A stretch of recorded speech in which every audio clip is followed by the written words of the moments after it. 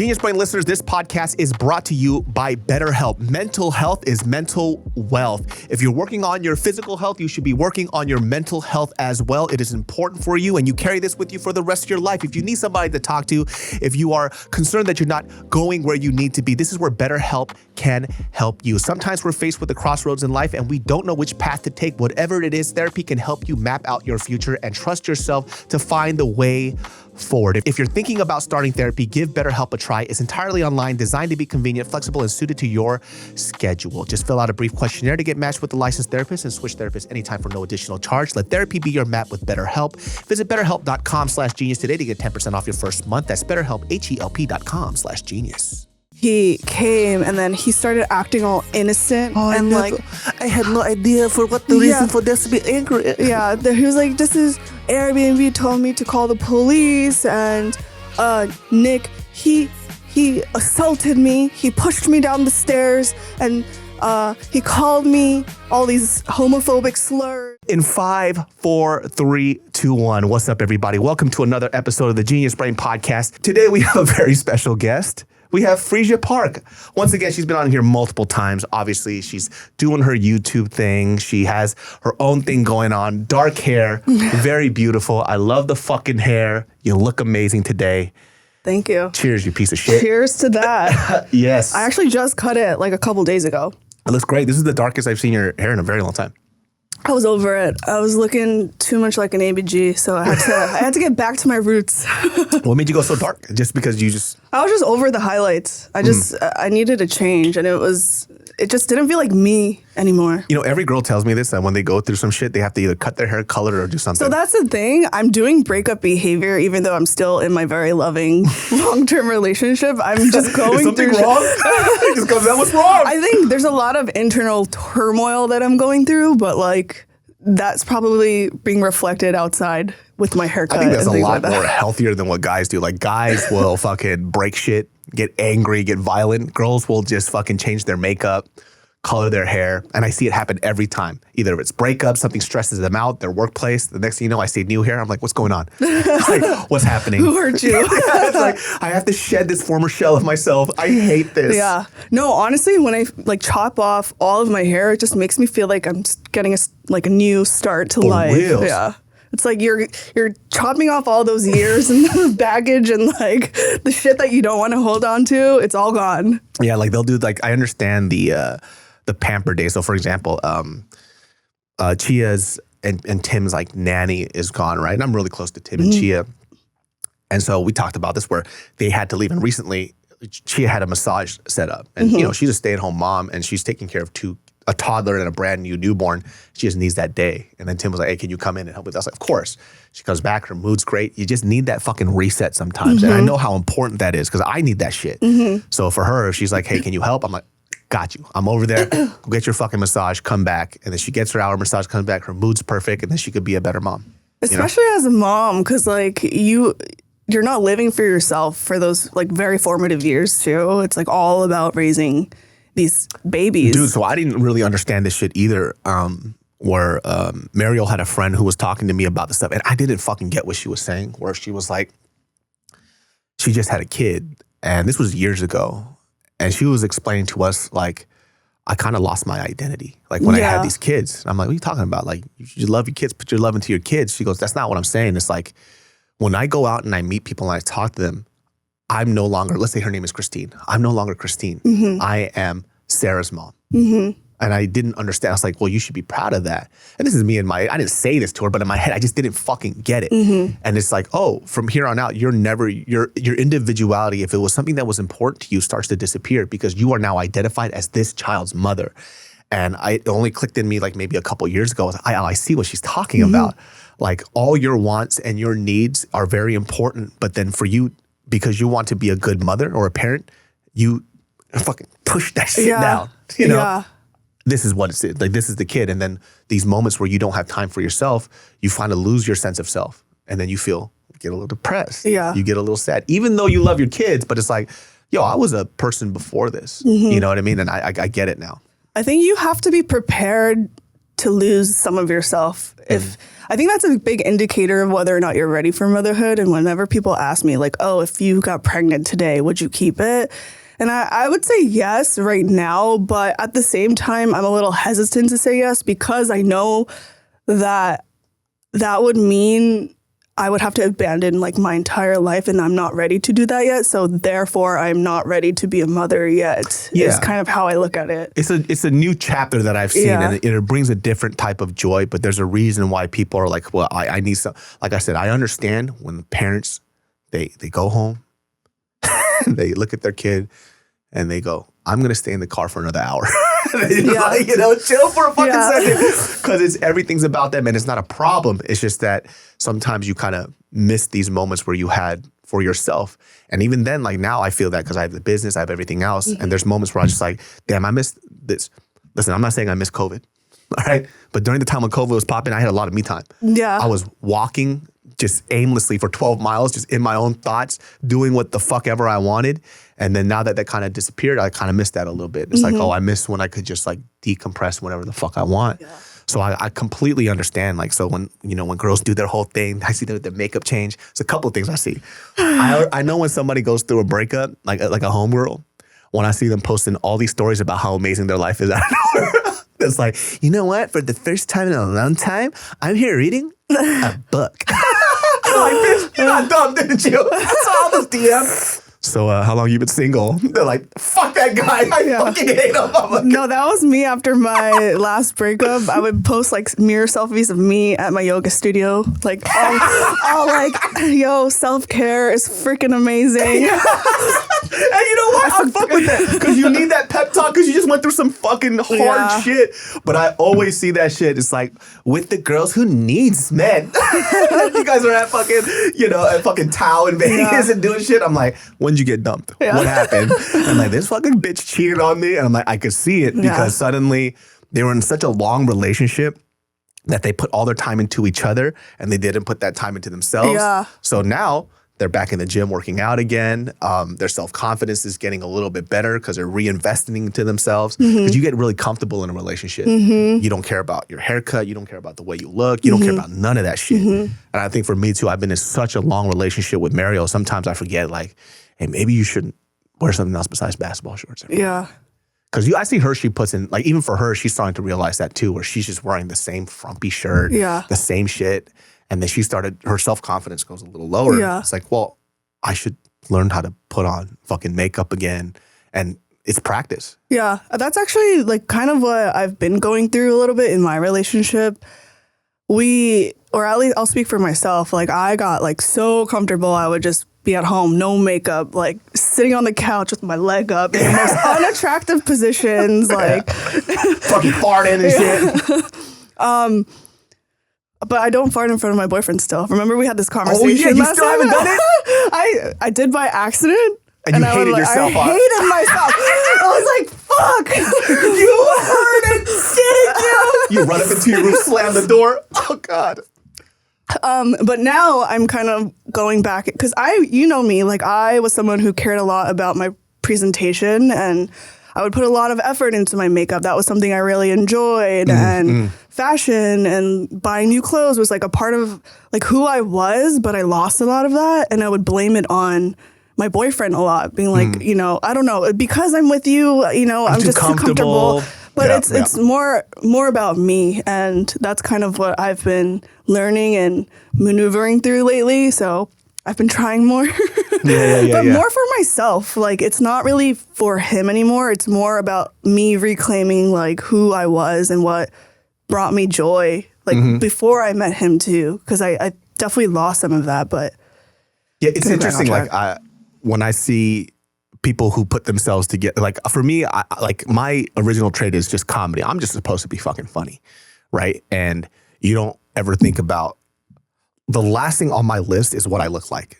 It's something I could care less. And I've told you multiple times, sometimes Mario's like, why don't you ever look at a fucking mirror before you leave the house, right? I just do not care. Because my thing is I'm just trying to be a funny guy and just happy all the time. Like I'm looking for joy. But then the thing is too, it's like, I don't know why. I don't know if people ever think about this because as I get older, I'm in my mid-30s right now. I'm like 35.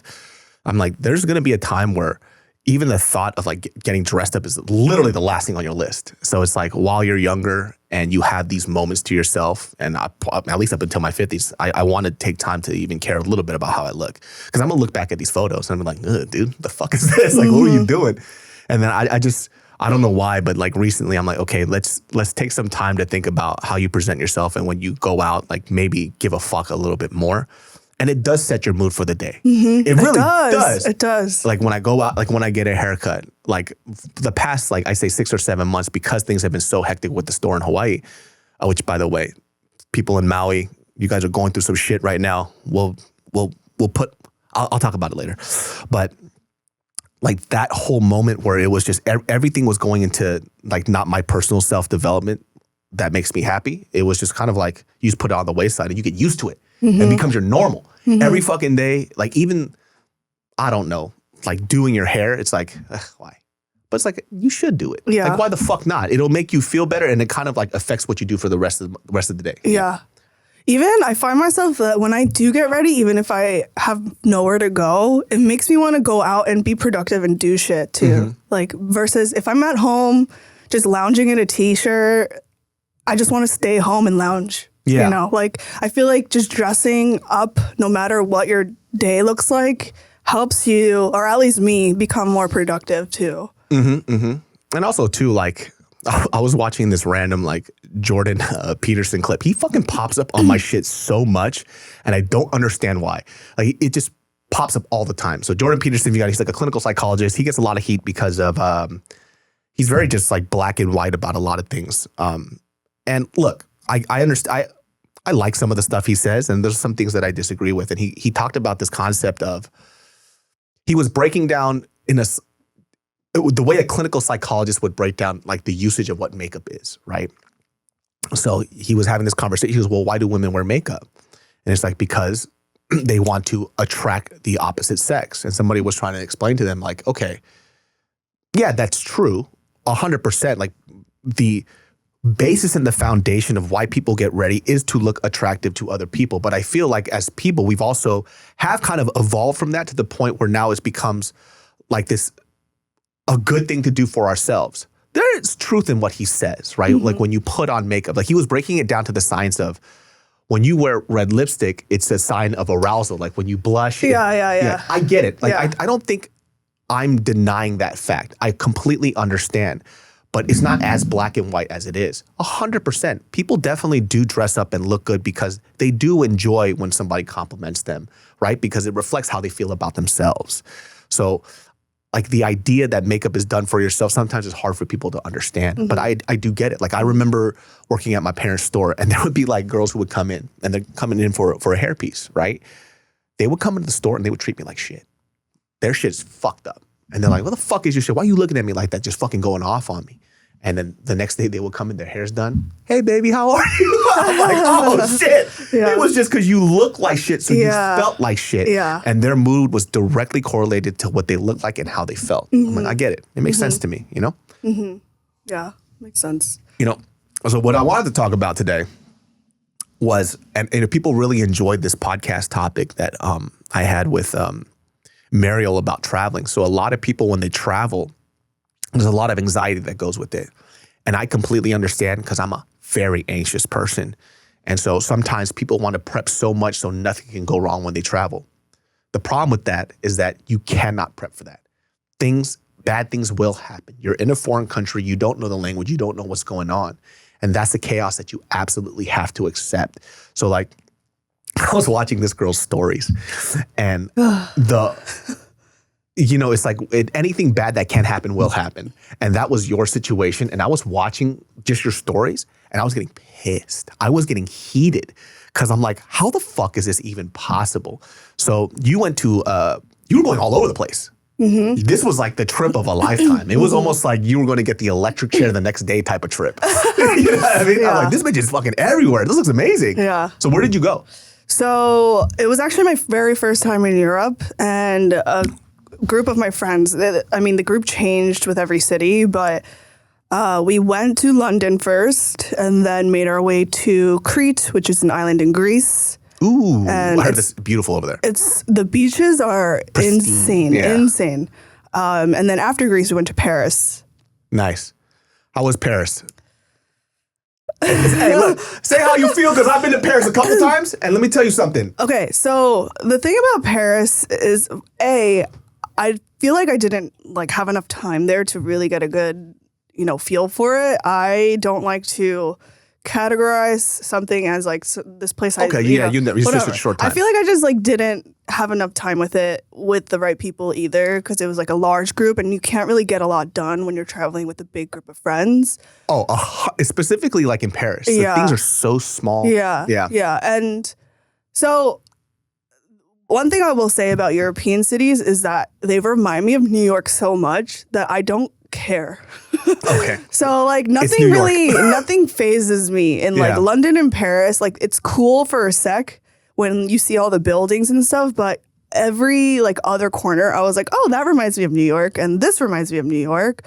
But I will say that like Paris, I wish that I could have spent more time just like with a friend who maybe lives there. I feel like you need a local guide. So 100%. So when we went to Paris, right?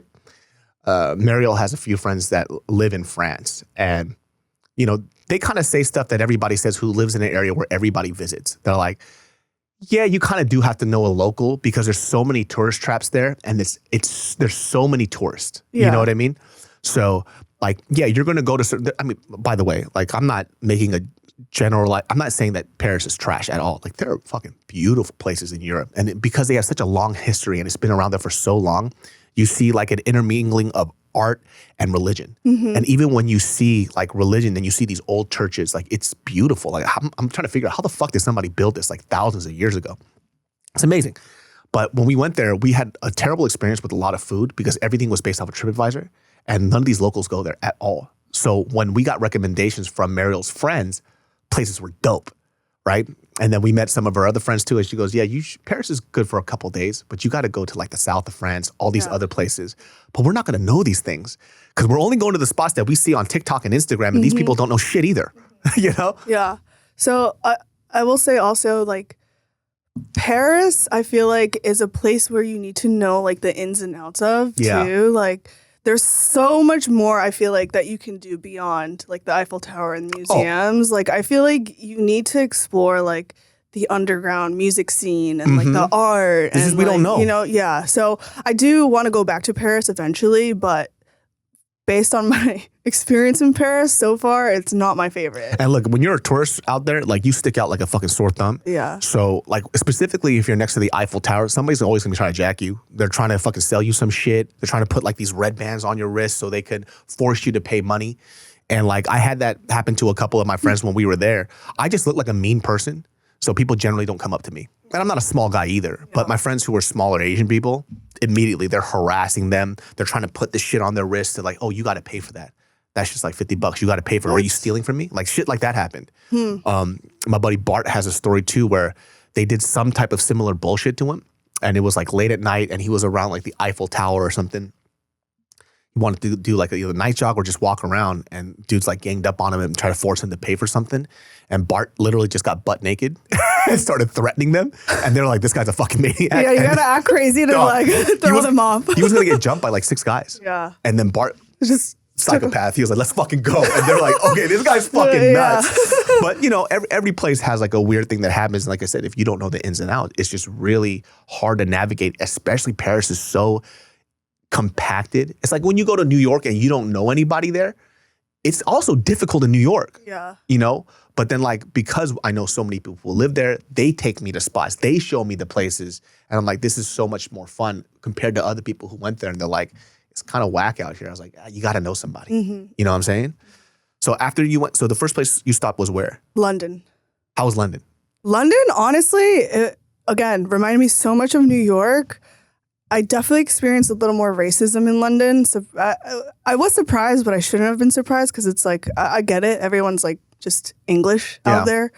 But the food was amazing.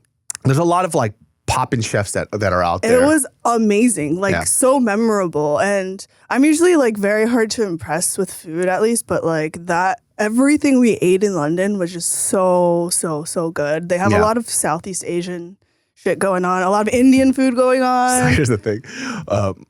My buddy Joe, his wife is from the UK. And I was like, hey, so what's like the best food out like in the UK and London? And everything she says is everything but like white people food. Like British food or whatever. She goes, we have amazing food, but it's just not our food.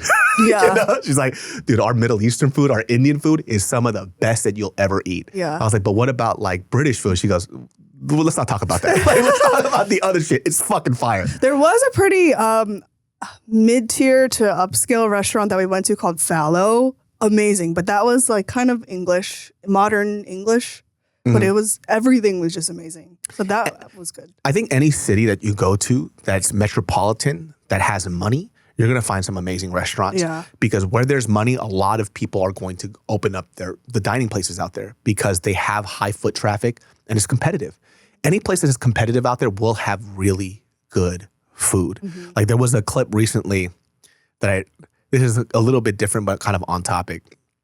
If you guys know a guy named Ben Baller, he's like, you know, the streets jeweler is what he calls himself. But he put out this clip that was literally the dumbest shit I've ever heard in my fucking life. And he was on the coffee hour with Graham Norton. And he said that LA Korean food is infinitely better than anything out in Korea. And everybody was like, what the fuck are you talking about? And I think that the part that irritated me about that was like, number one, I understand Ben Baller's perspective because he is an old-ass Korean dude. Old-ass Korean dudes kind of see Korea, and he grew up in K-Town, so he has a lot of K-Town pride. But if he's been to Korea in the recent years, there's absolutely no way he would say that. Like, it's almost laughable. Like, his opinions are subjective, but that statement to me is almost objectively wrong. Like, it's hard to say that. I know what bothers you about this because it bothers me. This is what I realized. I learned this about myself recently, and you and I are oddly similar. In the worst ways possible. But I hate it when people speak in absolutes when they haven't expanded outside of what they already know. So like when they're just like, this is fact, this is true, and nothing else matters, when they haven't explored outside of their outdated opinions, like then that shit is annoying. Yeah, and I say that too because when I was younger, I used to be like that. Yeah. Right? I was an absolutist. Like, no fucking way. Yeah. Absolutely not. Yeah. Now what I say is like, I see that. Yeah. Because there's so much things that you could pick and take from somebody, right? So for somebody like that, like obviously Ben Baller, you know, he's an older, listen, Ben, if we ever meet in person, I understand, like, don't be offended by this. You're dusty. Like, that's a dusty ass opinion. You know what I'm saying? And he says, he's an absolutist. He says everything in fucking absolutes. And a lot of old guys do this shit. Yeah. And I fucking hate it. It gets under my skin because it means that you're not open to somebody else's opinion and thoughts and you only think that way. And you should see the comments, right? And the comments were kind of light. And obviously I posted on my stories and all my followers who went to Korea and are Korean are like, there is no way that you went to Korea, ate the food there, and you think that. I'm talking about you go to the shijangs, like the marketplaces. Those foods that people have done for years, and they're only making one fucking dish. You're saying that the Korean restaurants in K-Town that serve multiple, they're going to outbeat this? Impossible. And just to give perspective to people, he's probably thinking about this, and this is to Ben Baller's credit. There were times when I was younger, like before we went to Korea, we would have to bring vitamins, all these different snacks and whatever, because they were getting everything from like China and they didn't know about the quality control there. So they would ask us to bring stuff for them. It's not like that anymore. Korea has all the stuff we have and more. And people would even say this, the beef in America is somewhat not true. Hanu, like Korean beef, is so fucking good, you don't even know, right? It's so delicious. I'm talking about there are foods in Korea that I still like salivate over just thinking about. You go to a Korean restaurant in Korea, in LA K-Town, they put out banchan, which are side dishes. It's just there. Like you just eat it with the food or whatever. When you go to a Korean restaurant that's decent, they put the same amount of attention and care into their banchan that they do to the main dish, to the point where you don't even realize that, oh, there's still food coming out. That's how good it is. And it's so metropolitan and competitive in Korea with the cuisine that they grew up in, that they're born with, that they've done new and better things that LA is so behind on. That is how good Korean food is in Korea. So when he said that, I'm like, how can you speak in this absolute? Have you been there? Do you have a tongue? Do you just eat ass all day? You know what I'm saying? I just never, it got under my skin in the weirdest way possible. I don't know. Yeah. I love Korea. Like when I went there, I was mind blown how good the food was. Yeah. Like to the point where I'm like, how the fuck is it that every meal that I'm eating is amazing? This is weird. It's so good. And he said, he goes, in K-Town, when you go to Korea, like any Korean restaurant you go is amazing. That's not true. that is Not true. Absolutely not true. Yeah. There are so many Korean restaurants I went to where like, this shit's like not good. Yeah. You know what I mean? It's like, I can make this way better at home. Yeah. And people still to this day, since I moved to LA like not too long ago, it's been 2 years or a little over 2 years actually. People are always like, oh, is LA K-Town like food better than New York's K-Town food? And it's like, yes and no. Like New York has been progressing so much, which by the way, there's also Flushing, there's also Fort Lee in Jersey. Like the Korean food there has always been fire. So I hate when people like pin me to like basically give into like this LA K-Town food is so much better, which I don't agree with that anymore. Because like today, I feel like LA K-Town has just like stayed consistent and the same, but they haven't evolved. Yeah, like I definitely, and people might disagree with that, but like I'll give you a great example, right? There's a small town in Jersey that has only Korean food. It's like a Korean town area, right? Dog, their Korean food was hella good. It's so good. I was tripping. I was like, I went to a sundae-guk place, right? So for people who don't know what that is, sundae is our blood sausage. It's filled with rice, it does lots of herbs, spices, and noodles or whatever. And there's a lot of places that does sundae really bad. Mm-hmm. There's a sundae-guk jeep I went to. It was better than the stuff that I had in K-Town. It was in Jersey. Mm-hmm. Jersey's Korean food is fire. And that's blasphemous for me to say as a New Yorker. I'll be canceled by my fellow New Yorkers for saying that. But Jersey's like Korean food is fire. Yeah, my cousin was like, he knows I live in LA. And he was like, hey, don't base it off of LA food stuff. Like, it's not going to be that good. And I ate it. I was like, you're tripping. This shit is hella good. Yeah. Because he was like a little self-conscious about that stuff because he was concerned that I was going to be like, I don't want Korean food here. Why would I get Korean food here when I could get it in LA? And I'm talking about, Jersey, you should be proud of that area because it's Korean as fuck and the food is fucking delicious. Mm-hmm. And then we also had Buldak. Mm-hmm. And they had a Buldak restaurant in Jersey that's really popular. Fucking amazing. Like, I don't even like spicy food like that. And I was devouring that shit. So like the food experience everywhere can be amazing. So when people speak about absolutes about food, it's a little weird for me, What were we talking about before this? London. Yeah. London food was great. Yeah. Greece food was hit or miss. It was good. Their cucumbers, tomatoes, and cheese were like on another level, and olive oil. Like it's so good there. It tastes different. That's what everybody says. It's like so good. When you go to like Italy, Greece, or Rome, like the olive oil that you eat it's like it's nuanced. Like it's fruity, it's bright, it's deep. And for me, when I get olive oil here, I don't know if I haven't eaten it enough. But I bought like an expensive bottle here and there. I'm like, I'm just gonna get this cheaper one because it kind of tastes the same to me. Yeah, same. Yeah.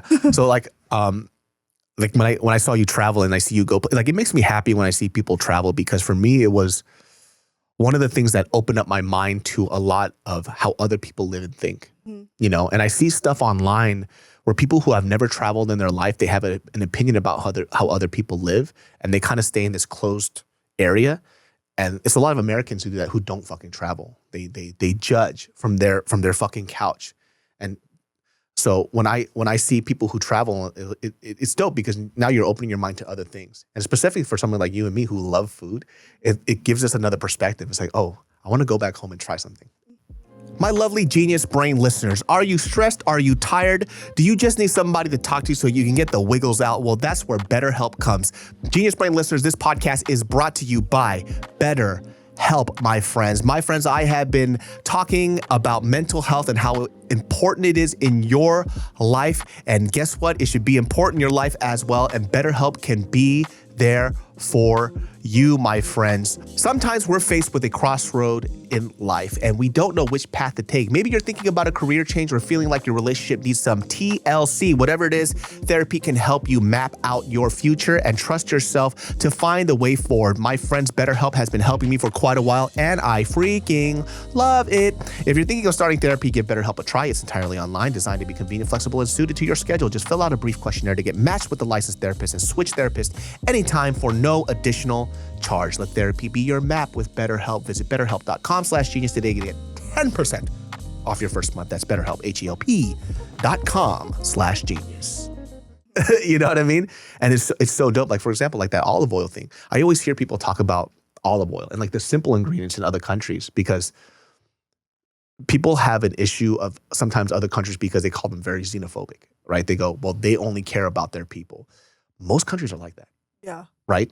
Like they protect what is important to them and their culture, which is what makes it dope for us to travel to. Because imagine if we went to another country and it was the same experience that we had here, then what the fuck is the point? There is absolute, like I'm not saying xenophobia is good, but I'm saying that sometimes people are confusing xenophobia for people who like their customs and countries the way that it is because it's what they know and what they love, right? And so like Japan, for example, they call Japan very xenophobic. And I actually do agree. I've been there. And even people who live in Japan will agree. And maybe they'll expand on this in the comments. Where Japan people, you can go and live there as long as you want, right? But if you are not Japanese, you're not Japanese, right? They're kind to you. They're polite to you. They treat you with kindness. For a majority of the time, there's obviously bad experiences everywhere. But if you're not Japanese, you're not Japanese. Yeah. And that's their preservation of their culture. So sometimes when outsiders come in, they'll do things that are just abrupt and obtrusive, and they do not like that. They have a flow. Like there's a video that you'll see online that you guys can look up. It's like a top-down video of a Japanese subway system. And even though it looks like chaos, everybody is walking the way that they should. Japan, when I'm in Japan, I feel like I'm in a school of fish. You just have to belong and move with move with the motion. Like even in the subways, me and my boyfriend were in the subways during rush hour, and we're like, you just gotta like stand your ground and move with the people that are pushing you into the subways because like this is just how it is, and like you just have to like fucking fit in. 100%. Yeah. What did you think about the fashion in like London and everything else? Were people pretty fashionable or pretty relaxed? London, I didn't see a lot of good fashion. But I might not have been in the right places. But generally speaking, I didn't care for it. Paris was slightly better in terms of fashion. Greece, I mean, everybody was just like in beachwear, so it didn't matter. Yeah. But yeah, I feel like if I explored certain neighborhoods of London, I would have seen more. But I saw like I think what I noticed differently, and I wonder if people can agree with this, is like Japanese people, in terms of where you're at, they seem a little more lax with fashion. There's a lot of people who look great and dress really dope, but outwardly, as long as they're just like clean, but they're like working and stuff, they're not really worried about the hottest, dopest shit. Like you see some people who are just wearing regular t-shirts and whatever, and then you see somebody who looks nice. Korea, on the other hand, when I was there, I was like, everybody looks nice. Like, what is going on here? Like I when I went to Korea, Mariel prepped me for that. She goes, you can't wear what you're wearing in Korea. You will stick out so much. You can't just wear a basketball short and a t-shirt. I'm like, why not? She goes, because nobody does that. Like, you'll look like a piece of shit.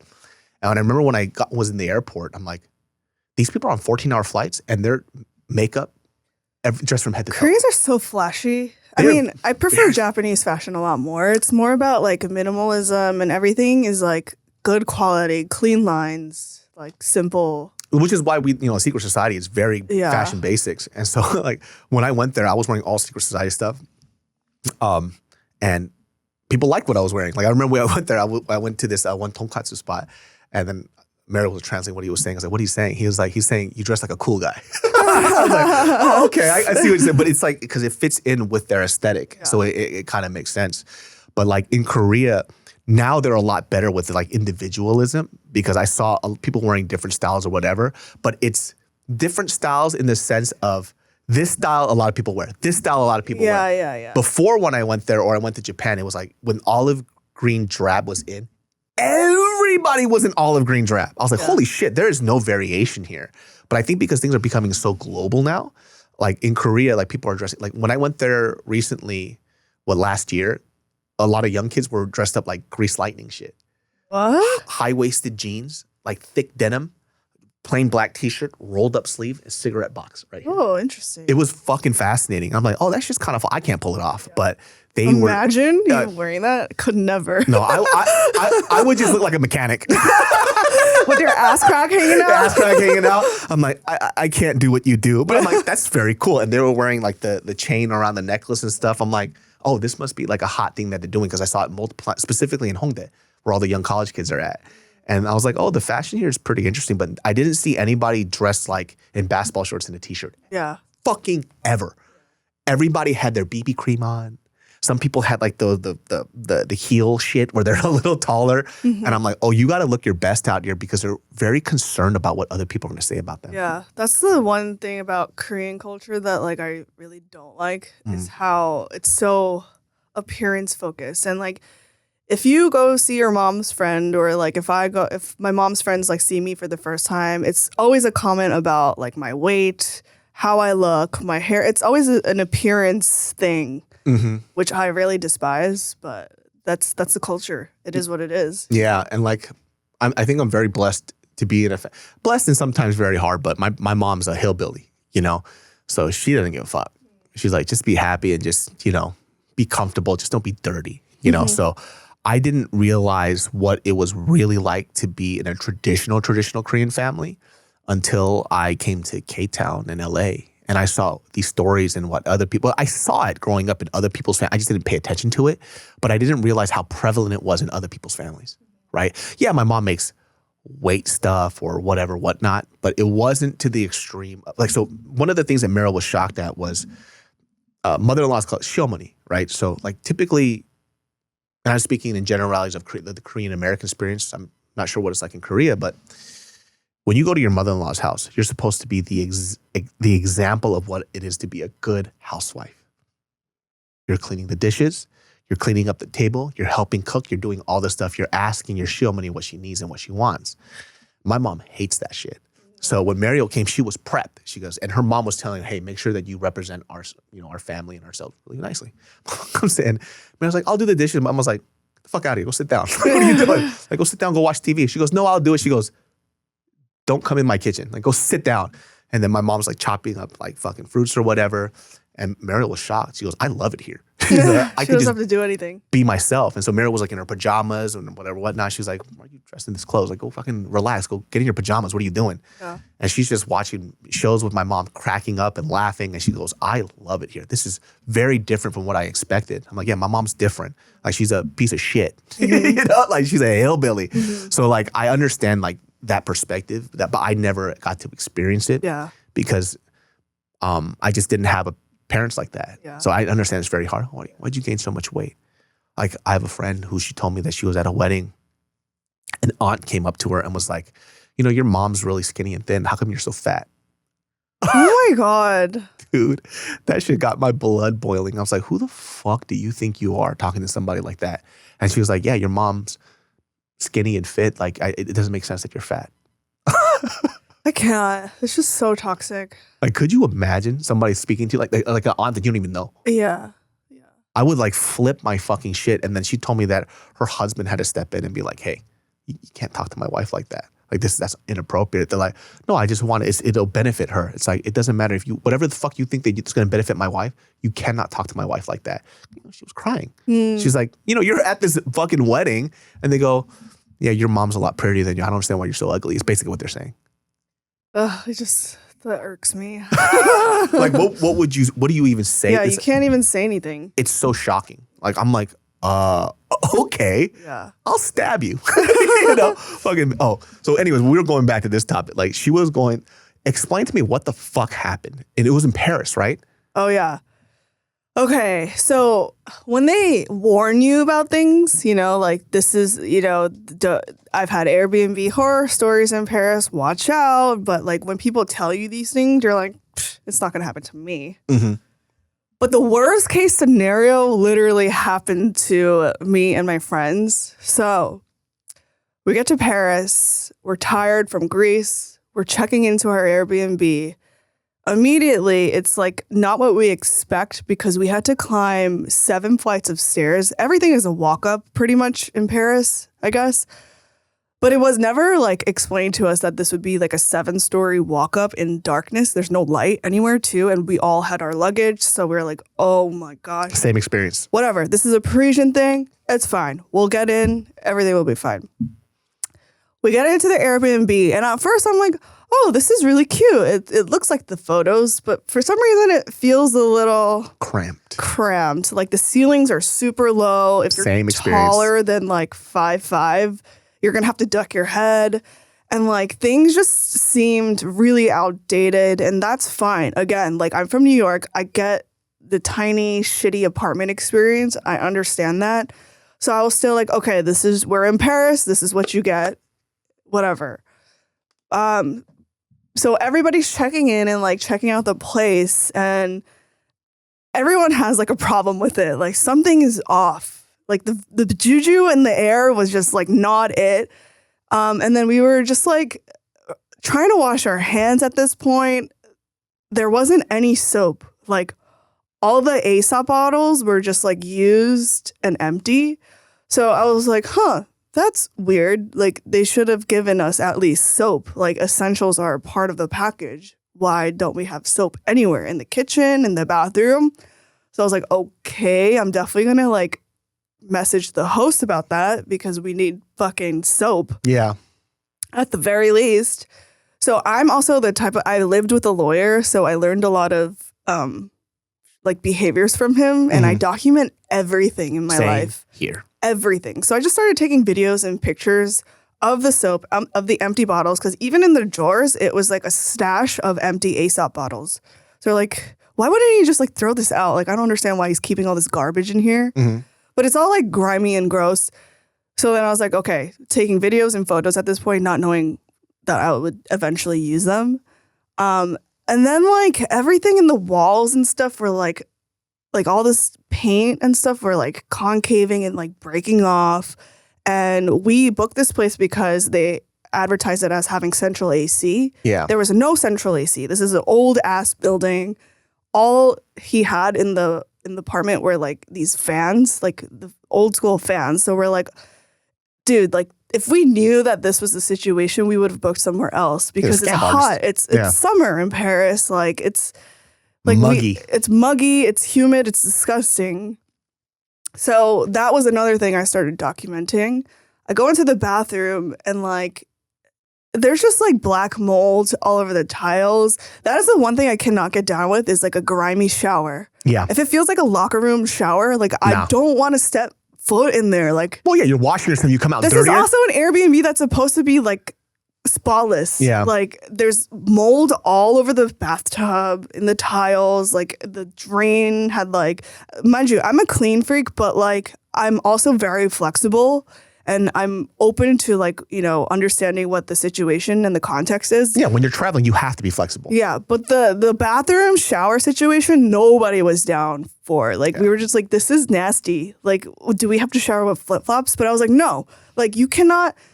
This is like where we draw the line. Yeah. And this is where I become Karen. It's like, there was a dead body in here? I don't think I could do this. Yeah. So there were just so many things not right. But then I was like, whatever, let me like just talk to the host. We'll figure it out. We also had plans for the day. It was our first day in Paris. Every minute counts because our time was so short.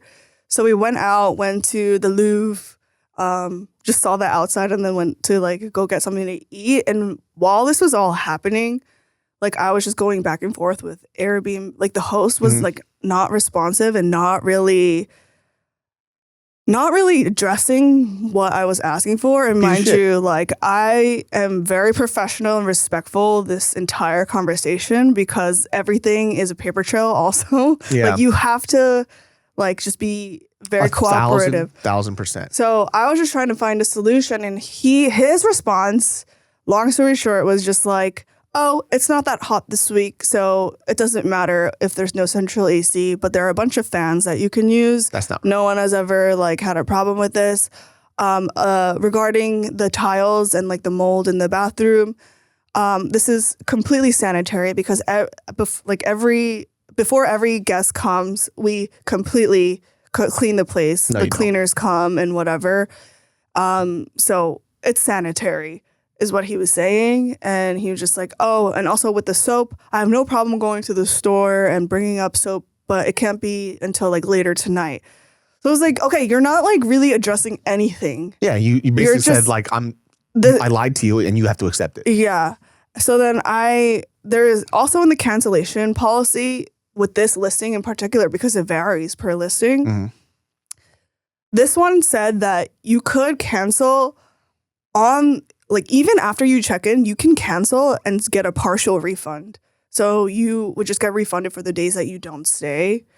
But I don't know why Airbnb sets it up this way. The host has to accept that request though. So I submitted that request. I was like, listen, we're willing to pay for the first night, even though we have no intention of staying, because at this point, we already didn't want to stay. Like, it was bad juju. Like, it's disgusting. Also, It's one of our guy friends had to sleep on the sofa because it's like a sleeper. And even the sleeper was just like covered in stains, cigarette burns. Like it was nasty. So then we were just like, yeah, we just don't feel comfortable staying here. We want to like just rebook with another place. Because this is not what we expected. I hope that's okay. We're still willing to pay for the first night, even though we're not going to stay here. No matter what your answer is, we're not going to stay here. But we would like to get a refund for the nights we're not staying. And he just rejected. He was like, happy to give you a discount or whatever. But yeah, like you can read my reviews. No one really had a problem except for a few. So I hope you have a comfortable stay. Like, and I was like, what the fuck? He's not letting us leave. Yeah. No, so that's when I was like, things were like building and we were all getting angrier and angrier. So I was like, okay, talking to this guy is not going to solve anything. So I went to Airbnb. I was on the phone with them and the girl was basically on my side, the customer service agent. And she was like, dude, I'm so sorry. That's a shitty situation. Just document everything and send it to me. And you will if everything you're saying is true, you're going to get your shit back. You're going to get a full refund. So I was like, okay, bet. Great. Amazing. So I go back and like I send her all the details. She's not really responsive either. Because, customer service. You got to do a bunch of shit. Yeah. Yeah, that's fine. But the timing of how everything else is about to play is just so bad. We have like a reservation that we're supposed to go to within the 30 minutes that I sent all the documents and evidence to Airbnb, but I'm not like getting any word. So I can't necessarily rebook a place yet because I still am still not. Have the other spot. Yeah. Yeah, like I'm still not sure. Like everything's just up in the air. This Airbnb host is also now unresponsive, so I don't know what the situation is. So I'm like, whatever. We'll just go to dinner and it'll play out. It'll work itself out and we'll, whatever. So then we get to dinner and on the Uber to dinner, I get a message from Airbnb and an email saying, your reservation has been canceled. You've been refunded in full. And I'm like, yes, amazing. But also like, what is going on now? Because all of our stuff and luggage is in the Airbnb. Yeah. We're on our way to dinner now, which is like a reservation that's really hard to get. So you can't necessarily like let it go. So we're like, I was just like, it'll be fine. Right? Airbnb said they would give us next steps. So we'll just enjoy dinner, go back to the property, which is only 15 minutes away, get our stuff, return the key back in the mailbox, and it'll be fine. Because it's not like there are guests coming in to check in or anything. But I guess Airbnb also sent an email to Marcel, the host. That's his name. Fuck you, Marcel. Yeah. Le bitch. He gets a message, I guess, from Airbnb saying that the reservation was canceled and that we were refunded. And this is when he's like completely unhinged. He starts messaging me all like hostile, like, where are you? What are you doing right now? And I was like, you can't, oh, hell no. Yeah. After he was like trying to be so like polite and like customer servicey, he just flipped a switch. He was like, and I was just like kindly responding. And I was like, listen, like sorry you didn't respond. Airbnb seemed to have canceled the reservation. I would have waited in the property to like hear back, but we had other plans too. So I have no problem going back as soon as we finish dinner. Yeah, just wait. And just like, whatever, doing the whole exchange. He was like, no, I can't wait. I can't wait that long. You have to be here now.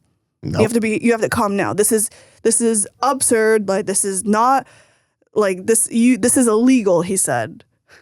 He's like, I'm going to call the police. Airbnb told me to call the police because this is illegal. So at this point, I'm like, why is he like threatening me now? And then he was like saying, if you don't come within the next 15 minutes, because I can't wait until your dinner ends. If you don't come within the next 15 minutes, I'm throwing all of your suitcases on the street. So I was like, oh my God, like what is even happening right now? I'll call the cops, bitch. But we're in like a foreign country. We just landed. Yeah. We don't speak French. So like even the thought of calling cops is like a whole like stressful endeavor because it's not easy to do that either. So I was just like trying to resolve the situation. I was like, okay. Listen, we will be there as soon as we can. He's like, no, you have to come now. If no one's here now, all your shit is going out on the street. So 3 of our friends went back. They skipped out on dinner because they're like, what the fuck is even going on? Like, I kind of am worried about like my things and my passport that are stuck in the Airbnb. So they went back as we're like, some of us are still at the dinner table. And as soon as they get back, they meet with Marcel. Marcel's just like fuming apparently and like waiting at the door. And our friend was trying to get in and he's like, oh, like, let me just get our stuff. And he's like, no, you can't go in, blocking the door, like with his entire body. And he's like, you can't go in. This is illegal. I'm calling the police. And Nick was like, okay, Nick is our friend. Sorry, Nick, I just name dropped you, but it's fine. Yeah, it's a very common name. Nick was like, okay, like you can feel free to call the cops. Like, what the fuck? Yeah, call them then. I'm here. Go ahead. And he's like, no, give me the keys right now. And then Nick, in his mind, was just like, okay, just no physical altercations and like don't fight with this guy because he's like crazy right now. And we're in a different country, so if you he don't know does, what's gonna happen. Yeah. So he's like, okay, like here's the key. Can we go get our stuff now? And then this guy just books it. He starts running down the stairs with the keys, and he locks the door. Like he just stole your shit. He just basically, essentially stole our shit. Everything that we own is locked in his property now. We don't have a key. We don't have access. We don't have anything. So we're like, what the fuck did we do? And they're here, they're at the property dealing with it firsthand. And I'm at dinner, like not able to enjoy anything because I'm like talking to Airbnb, trying to get to their like emergency line. They're not helpful at all. So I'm at dinner and I'm just like dealing with the shit, trying to call whoever I can. Eventually, hours later, one of our, and mind you, we also have to check in by a certain time to our next place because they don't allow like 24-hour check-in. They're like, you have to check in within the next hour or else like you can't check in. So we're like, fuck, like we have to be at like 4 different places at once. Like how are we like supposed to coordinate all this? But eventually they call the police. At first, they weren't answering any of the guys' calls because they were speaking English, and I guess they were guys. I don't know what the problem was, but they were just like hanging up on our friends every time they reached out. And then once one of the girls called and was like, okay, this is the situation, and this Airbnb host is like basically stole our passports and our luggage and our belongings. Then they were like, okay, we'll be there. Yeah. So then we were like expecting them to show up late, but they surprisingly showed up early. So they come to the situation, they're just trying to assess it. And I guess, I don't know how it is in Paris, but they were able to like call the Airbnb host. Oh, wow. Based off of the address and the name. So the host, Marcel, only lived like a couple doors down. So he was able to come immediately. But as soon as they called, he came and then he started acting all innocent and I had no idea for what the reason for this to be angry. Yeah, he was like, this is Airbnb told me to call the police and Nick, he assaulted me. He pushed me down the stairs and he called me all these homophobic slurs and stuff. And we're like, A, we didn't even know you were gay, first of all, so don't even make that a thing. B, nobody touched you. Nobody pushed you down any stairs. Nobody pushed you. I would have called his bluff. I would have been like, that's funny, because I'm gay. I would have straight up, I'm gay as fuck. Yeah. So I was just like, what does this have to do with anything? You can't just like make up all these things to like... He's a fucking sociopath. He's like, fucking nuts. Yeah. Like it was just so mind-boggling to see that like people like this actually exist. So the police were starting to like catch on because like nothing was like adding up in here, and things that he was saying like just wasn't making sense because they were just like, okay, you're saying Airbnb told you to call the police, so why are they calling us? Yeah, and why are we here with like asking you to take out their luggage from your property if they're not even staying here anymore? And they were basically like, okay, like this guy's nuts. He's just mad that he lost the reservation and the You'll money. never be able to do Airbnb again for sure. No, so Yeah. okay, that's like a separate issue, but whatever. Basically, I feel like I'm rambling so much, but basically, police help us out. They get they force him to give us our luggage because they're like, this guy is crazy. So I arrive to the property too after dinner because I'm like, okay, like we just got to go back and help. And I'm like talking to one of the cops and I'm like showing her all of the receipts and like all the photos and all the texts and stuff. And she's like, yeah, okay. Like, he's just crazy. Yeah. She's like, I can't believe you even offered him to like pay the first night because we were trying to find a solution to see if that would make him feel better. Yeah. And he was like, yeah, like I would like the first night. And I was like, no, Not we anymore. offered. We offered. So she was like, oh yeah. And then I don't know what to tell him, but yeah. So we got our things back and that was just like a whole nightmare and a half to deal with. But then did Airbnb like help y'all out with this shit after? They're like, what the fuck? No. So Airbnb, this is when I got like so mad because I got a strike on my account and For what? literally for what? And he had no repercussions from Airbnb. I think Airbnb really protects their hosts. Oh, fuck that, dude. Yeah. So I was just like, what the actual fuck is going on? Why am I getting punished for the illegal actions that he did? I did nothing illegal. You, Airbnb, canceled this reservation, not me. Yeah. I didn't do shit. You guys canceled it while I was off site. Mm-hmm. So what am I supposed to do? Yeah. And this guy gets unhinged, your host that you vetted, and he's causing us like all this fucking stress and making us rebook shit and like That's we have trash, extra dude. costs like on our end, Yeah. like Ubering around, moving our luggage and like fucking dealing with the police. Like doesn't make any sense. So I was just so fed up and I was like complaining nonstop. And like they also let him leave a review for me, which like made no sense to me too. It's like I didn't even stay at the place. Hey, guess what we're doing in this podcast? We're gonna put his fucking Airbnb tag and everything. You fucking piece of shit. So I eventually I was just fighting with them for so long and someone stepped in and was like, I'm so sorry. They removed my review on his account too. So I was like, what the fuck? I was like, no, you can't. You better leave that there. Yeah. They're like, this doesn't follow any of the guidelines. And I'm like, it follows every guideline. What are you talking about? I do everything by the book and to the T. Yeah. I'm reading your guidelines before you even send it to me. So I know that it won't get deleted. Yeah. So then they're like, nope. She just kept sending me a link of the guidelines. I'm like, dude, like you sending me the link over and over again doesn't tell me anything. Tell me where my review doesn't meet the guidelines. And she couldn't answer the question. And I like started sending her all the evidence and all the photos. I was like, let me remind you, Airbnb, because you're a customer service agent that like has nothing to do with anything. You're just stepping in. Yeah. Like you don't know the situation. But let me remind you of like everything this host just did to us. So I sent her all the photos of the police, of him, the scene, everything. And she, I guess, like called her manager or whatever. They stepped in and they were like, I'm so sorry. You felt invalidated. We want to make this right. So they like reinstated the review. They like, that's all they did.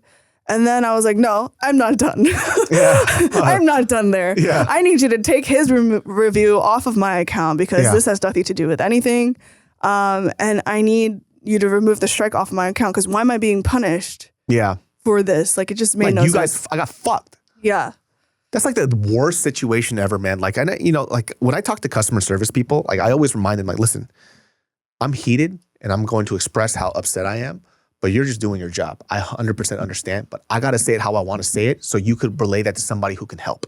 If I was in your situation, thank God I wasn't, I think I would have fucking beat him into a stealing from my shit. I think I would have flipped out. I would have made the situation way worse. Yeah. That would have made it bad. But I would have hospitalized that fool because like you're stealing my passport. That's like my ticket to get out of this country. We were like, our minds went to like, oh my God, we need to go to the embassy. Like, when you're panicking and you're thinking of all the worst case scenarios, like I was even like, are we gonna have to camp out in front of the property? Because we can't just like leave the property. Because when he comes back, like we're gonna have to like make him give us back the keys and all of our shit. Like we can't just leave the place. Stole your passports. That's fucking criminal. If we like left the place, he could have just, gone back in, taken our luggage and like thrown it out or something. I like how he tried to pull the fucking hate crime card. Yeah, and also like what was his plan? Yeah, what were you gonna do? I don't know. I really don't know. And like, they came over here. They called me a Le Fagat. I was like, nobody did that, bro. Stop that shit. And like, the fact that he's still running his shit on Airbnb is beyond. Like, I mean, people are going to see your post and you put the pictures and everything else. It's going to be hard for him to book after that. Because like, I know for me, when I see and I see pictures like that, I'm like, absolutely not. Yeah. It's just like, nope, don't want to deal with this mess. Dude, There's so many other options. So moral of the story, don't ever book in Paris specifically, because so many people DM'd me afterwards telling me their horror stories. And a lot of people had the same situation as me, which is so crazy because you think that this is like a one-off thing, but Airbnb? More than 2 people have had this situation happen to them, this exact situation happen to them. And then like there were some other stories about like bed bugs in Paris and like all this other shit. So moral of the story, don't rent from hotel. Yeah, rent from a company run property or a hotel where like the owner isn't so fucking personally invested and like tied up in this shit. Yeah. Cause like, so like for me too, like I've had Airbnb situations where we went to a house and like this house, you could tell the family actually lives in there. Yeah. And it's like, dude, the fucking carpet smells like piss. There's like, you could use whatever, ingredients are in there. I'm like, you guys live here. What the fuck? It was like, I don't like that. Even renting homes, like I don't like it when it's like directly from an owner who just lived there, or it's like their first property and they like see it as so precious, so they don't want you to touch anything or do anything. It's like, I live here, I'm renting from you, so I should be able to do whatever I want. So I stay away from owners that are too personally invested. 100%. And so like when I went to Paris, I had the same situation, but like we were only there for 3 fucking days. Not like in terms of scam like that, but they always take, because it's small, it's metropolitan as fuck. So we go into this Airbnb and I'm like, dude, this place looks like somebody's fucking comic book dungeon. Like, what the fuck is this? I'm talking about so small to the point, I could take a shit, wipe my ass, and then wash my hands at the sink at the same time. Like, I sat there and I went, after I took a shit, I just sat in the same place. I washed that's how close the sink was. I was shook how small it was. And then me and Mario were just like, it's 3 days. Like, fuck it, we'll just deal with it. And then we talked to our other friends, also the same thing. They with the widest angle ever, right? Which I should have known because I do photos. And I'm like, I should have fucking known. And I looked at the photos. I was like, oh, he took this with like a fucking 16 millimeter lens. So it looks gigantic. Yeah. And I was just like, this is the fucking worst. After that, only hotels. Was it clean at least? Not really. Oh, my biggest thing is the cleanliness. So if it's like more about the size and like whatever, I'll suck it up. But it's the cleanliness is what bothers me. So like in Japan, Airbnbs are a lot easier. It is what it is. It's very honest and very fucking straightforward, which I love. But like in Paris, never again. It's only going to be hotels. I'll fucking spend the extra money because I'll have customer service. They all speak English there. It's perfect. Yeah, so it's worth it. I just can't go through that again because like traveling in and of itself is already a lot of anxiety. And to have to deal with that, it's fucking insane. One of the things that my mom taught me was having self-respect is having a nice accommodation when you're traveling abroad. Because it's, especially as a woman, like it's all to do with your safety and the cleanliness. Like you just can't be in these like dangerous situations, whether it's like with the host or the location or like just dealing with things yourself. Like it's you just shouldn't have to do that in a foreign country where it's hard it is to like get safety by. is super key too. And like, once again, if you guys been to Paris and people who live in Paris or have lived there can understand, like Paris is not the safest place. It really isn't. Like when we went, there were just like police shootings going on and shit like that. So I was just like, is it? I don't know if this is a great time to be in Paris, but we're here. And maybe somebody can enlighten us on that. But like, when I went there, they had like the whole, I think there was like, we drove by this crazy refugee encampment, like fucking burning garbage cans and shit. I'm like, where the fuck am I? Yeah. Like, it reminded me of like Detroit. I'm like, is this Detroit? Like the shittiest parts of Detroit? Like, what the fuck is this? So when we imagine Paris, we picture all the most amazing, beautiful, which they are there. Like I said, a very vast and lush amount of history. And, the beautiful parts are very beautiful, right? Like when you go to, what's that garden that everybody goes to? At the Palace of Versailles, the garden, yeah. Oh, fucking beautiful. Beautiful. Dude. That was my favorite part of the trip, though. But that's not even in Paris. It's like just outside of Paris. Exactly. And there's the other part that the outdoor garden that everybody goes to, the other one. I can't remember what it's called. Oh, yeah. I have photos of it. But we were there during the time where it was clear blue skies. People were picnicking. Yeah. Or when you go next to like the canals and people are sitting there. Right. Beautiful. All these beautiful parts. But the shitty parts are fucking shitty, dude. I'll tell you this too, tip. If you guys go to the Louvre, you won't be able to see everything. It's impossible. We didn't even go inside. I went into the Louvre. I was there for about 5 hours. I saw maybe 10% of it. Yeah. It's that fucking big. Impossible. Like, and you know, getting the tickets was a whole ordeal. There were so many people inside and it was so vast. Like we just had to blast through everything. And when I mean blast through everything, it was only half of it. And then I only saw maybe 10% of it. It's that huge. Yeah. Definitely the food was, once again, it was so hard to find good food until we had to hit up somebody. Yeah. Because we kept getting fucked. Yeah. The food we had was pretty bad too. Yeah, we got fucked so hard. And then finally Mariel was like, oh, I know a couple of artists at my company that are lived in Paris, and they're actually French. And they told us these places. I was like, damn, this is so fucking good. But it's not on any TripAdvisor, no Yelp, no nothing. And he goes, no, this is like pretty poppin'. And it was poppin'. But how the fuck were we supposed to know? You know? Yeah. The croissants were pretty fucking amazing though. The bread. Yeah, that's their shit. I remember like eating the croissant and I was like, the fuck? Why is it so different here? It's like chewy. It's almost like cheesy like the way it pulls and it like, I was shook. There's one place out in Pasadena that is very similar to that. So oh, really? It's a place called Car Artisanal Chocolates. And so they were like #1 on Eater for a place to get croissants. And I've been going there for a while now because my buddy Nick, his friend, opened it up. And he did, he's a chocolatier. So he did a chocolate thing in this other small coffee shop till he opened up his place in Pasadena. And he is a madman when it comes to croissants. And it's the only croissant that I've ever had in the States that tastes like the croissants in Paris, in France. And they blew up. I'm talking about when I went there, it was like a small spot. They had a couch and there was it was pretty busy, good business. That article comes out. I get there they opened up at 11 to 1. They sold all the croissants out. And it was a line out the fucking door. It was like that for like 2 months. I was pissed. I couldn't get a fucking croissant, which is like the most fucking first world problem ever. Yeah. But if you guys ever want a dope croissant in LA, go to Car out in Pasadena. Yeah. You'll fucking love it. It's delicious. Almond croissants, chocolate croissants, whatever you want.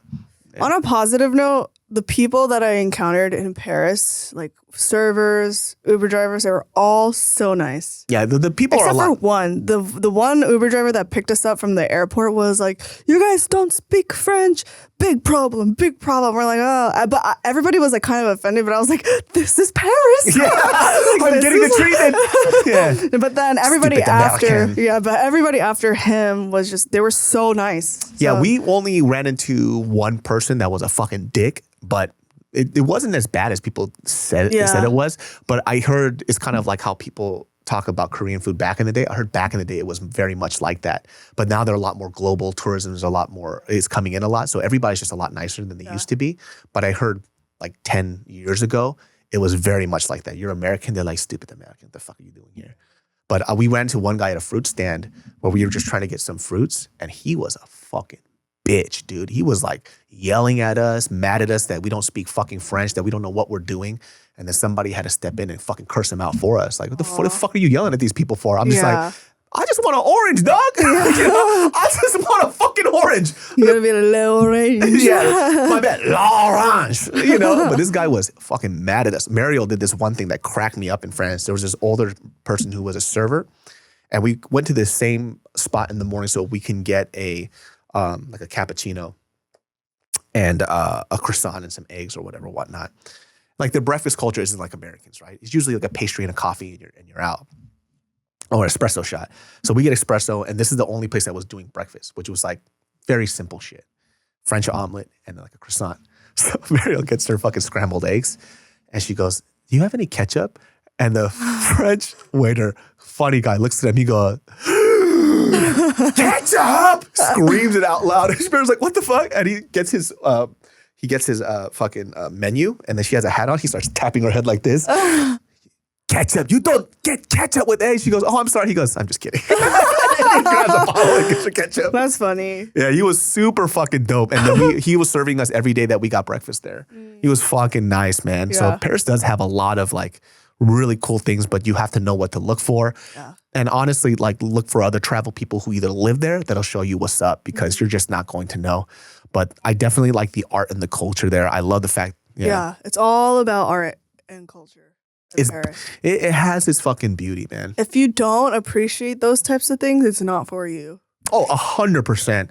Like I wanted to go to like the south of France too. We didn't have enough time. And then her friend was showing us pictures of stuff that we could do there. I was like, I want to go too. It's like, fuck. we should have went there. But we were there for a wedding at the time. It was gotcha. Tiffany and Casey's wedding. And so we were just there in France for that moment. And then we had to leave after. But I definitely, like Europe is a place that I really want to go travel again to. I definitely go to Asia a lot. Yeah. I think I like Asian food. I honestly feel like I prefer to be in like South America or Asia. That's more my vibe. I like Asia a lot. South America scares me. South America scares the fucking shit out of me. Well, I say this, it's such a generalized statement. I've only been to Peru. Oh, okay. I definitely, I want to go to like Colombia or whatever, whatnot, but I have friends who are like Colombian and they're like, stay away. You know, if you go, you got to go with somebody who knows, like, yeah, you could be fine, but when things go bad, things go really bad. Yeah. So, just be very mindful of that. And it happens to a lot of like tours. There's a lot of girls' trips. Like they go out there and they're like, what the fuck are you doing? And it's like the worst time of their life. They're getting sexually harassed. There's like other shit that's going on there. So I'm very wary of those countries unless I'm prepped for it perfectly, right? But I know that now if you go to like places like Cambodia and Vietnam, because they're becoming a lot more industrialized and becoming more tourist friendly, as long as you stay in the tourist areas, it's a lot easier to travel around and you're not going to be as bad. For me, if I go to Vietnam, apparently I'm a giant. Like you Probably, go, yeah. Like you go there, just know that you're going to stick out really bad. Like you're on, like everybody there's like 115 pounds. They're gonna be like, whoa. They're gonna think I'm a basketball player. They're gonna take photos with me. And even Japan now, like people are a little taller than they used to be, so it's not as bad. But I went there for the first time like 7 years ago. I stuck out pretty hard. Like I remember even the subway rail handles were like here because I was so fucking tall. But now it's like a little higher up. When you went to Korea, did you notice everybody was really tall? Really tall. Everyone's so tall. I was like the average height. Yeah. I was kind of like shook. Even the girls are like at least 5'7" average. My relative told me out there, it's like they're all tall, but a lot of them are cheating because they wear the heels. So they're like 2-3 inches taller than they actually are. So when everybody was like 6 feet tall, he was like, they're probably like more like 5'8", 5'9". Gotcha. I'm like, okay. That makes more sense. Yeah, I was shook. They're like, yeah, if you wore the heel thing, you would be like 6'3", 6'4". I'm like, yeah, I'm not doing that. What's the point of that? Like I am the height that I am. But they're very well put together. I was like, damn, everybody got BB cream on your hook. Like y'all skins are fucking flawless as shit. And every guy wears like purses or like merces. Yeah. They definitely got that fucking vibe, dude. You know what the crazy thing is? Like Secret Society has like this cross bag, right? And I remember when I was like in high school, you would never catch me dead with this shit. Yeah. I would get my ass beat. Definitely not. That's different times. Different times, right? But now too, it's like, look, you got a cell phone that's the size of a tablet. You got the keys, the wallet. How the fuck are you going to carry this in your pants? Yeah, you can't. Impossible. Even the baggiest pants. How the fuck are you going to carry this? It's not possible. Now I have a bag with me at all times because it's just pointless to carry in my pockets. And it's uncomfortable and it makes your clothes look whack. Yeah. So like after that, now I always have a bag on me at all times. It's like, you need chapstick? Maybe I got you. Yeah, this is literally what girls carry bags for. It makes fucking sense. I got my headphones. I got my wallets. Eventually, you keep sizing up and finding more things to put in your bag. It's like, what else can I fit in here? Got my eye drops. It makes me, I feel like if I don't have this with me, it's just, my pants are weighing me down. Yeah. And I absolutely hate it. Even now, like when I have like this phone in my pocket, I'm like, damn, it's kind of uncomfortable. Yeah. You know what I'm saying? Yeah. If you could give somebody like three top tips when they travel, what would it be? Oof. Definitely plan ahead and make reservations, but be okay with things not going according to your plan. So like, you can't be so rigid in your schedule. Like even create time blocks for things to go wrong, I would say. Number one. Number two. Number two, Stop relying on fucking Google reviews and Yelp. Yeah. Like, just walk into places. Try it. Just like there's so many places that I went to, even my most recent trip to Europe, that were like 4.8, 4.9. Terrible. Trash. All so bad. And I wish I would have just like walked around and like looked for myself. 3, don't fucking book Airbnbs in Paris. That was the thing too. Like, that was our biggest tip that we told people when they go to Japan. It's like, you know, bloggers, when they do blogging stuff, they're looking at other people's blogs. So you're not going to really fucking know. Like, if you look at a spot and the food looks amazing and there's a few people in there, give it a go. Yeah. What the fuck's going to happen? Like, just try it out. And the best food that we had in Japan were the places that we didn't plan out. And I'm like, okay, I fucked up. And there are spots like in Japan that you see, like, people in Japan, they review. It looks amazing. But for me, when I travel, I'm not waiting in line. Yeah. I'm sorry. I hate that. I'm not doing 3 hours in line. I have a limited time here. So there was like this place in Japan that has like this pile of seafood with the ikura, like the rice and stuff, and it's popping right now. That wait in line was like 2 hours. And I'm like, I'm not doing that. We found another place that was very similar and it was fire. Yeah. I'm like, I don't need to go there so I could do the video reel. Nothing is worth like hours in line. No. Nothing to me is worth waiting hours in line for. Time is precious, dude. Yeah. So if I can get a similar experience somewhere else where there's nobody there, I'm gonna go there, dude. Yeah. So like Japan too, I think that's a really good tip. It's like, don't be afraid to explore outside of the things that you already set planned. Yeah. Because you're gonna find some of the best things and the best experiences that you have when it's on the fly. Mm-hmm. And that's what traveling's for. Like, you're supposed to be uncomfortable a little bit and experience new things. And I think that I kind of like going to places where I am a little uncomfortable, where I can't speak the language, because it just forces me to try new things. Like, just doing like the Google Translate thing. Everything you do that you don't think about in America or like wherever your home country is, you have to think like 5 times about in a foreign country. Like, you second guess yourself with every decision and everything you do. And that's why I like it, because it makes you very intentional about everything that you're doing. Yeah, we sometimes take for granted how awesome the places that we live in are because we just live in it. So I'm trying my best to kind of change my lens to somebody who comes and visits LA, because they have a list of shit. I'm like, what the fuck is that? I'm like, for real? It's like, you've definitely done this. I'm like, yeah, I did. No, I did. I'm like, hey, can I come? And they have a different lens because they're looking at this place like it's fresh and new. Yeah. And then I have a better time in the city when people come and visit. Yeah. I think it's so important to be a tourist in your own city too. It's all about perspective. Yeah. Seriously. Because even me being in LA, I'm kind of like, I'm kind of bored. Like, there's nothing to do here anymore. But then I was like, wait, but I used to visit all the freaking time and it was so fun every time I visited. Like, what was different? And it was just a perspective. It's like, you just got to look at things as if like, I don't know, you got to be grateful for the things around you. I think when you take it for granted, then it's just like, oh, it's like, meh. Yeah, there's a reason why people fucking come and visit here. Yeah. Right? And how come they have all these cool pictures? That's why when we were in New York on a rooftop bar, I was like, look at this view. People travel the world for this view. I can't believe I get to live here. I wanted to throw her off the balcony. I was like, what the fuck? But it's true. It was just such a TV moment that I saw in real life. I was like, am I on an episode of Dawson's Creek? What's going on here? Yeah. I was just like, I understood though. I have to make fun of you though, but I get it. It was very beautiful. Like the cityscape and everything. I was like, this is beautiful, but you didn't have to say that out loud. Well, guys, that wraps up this episode of the Genius Brain Podcast. I hope you go out there, you travel. Hopefully you don't experience the fucking shit that she went through. That is a disaster. I would have lit that man on fire, dude, and I would have shit in his mouth. But you could catch Freesia Park. Your YouTube name is Freesia Park too, right? Just straight up first and last name. Check out her videos, lifestyle videos, cool stuff, fashion, food, whatever you could think of, she does it. Really aesthetic, very nice, very beautiful. Check it out on Instagram as well. Genius Brain every Sundays at 12 p.m. and we'll see you all next time. Peace.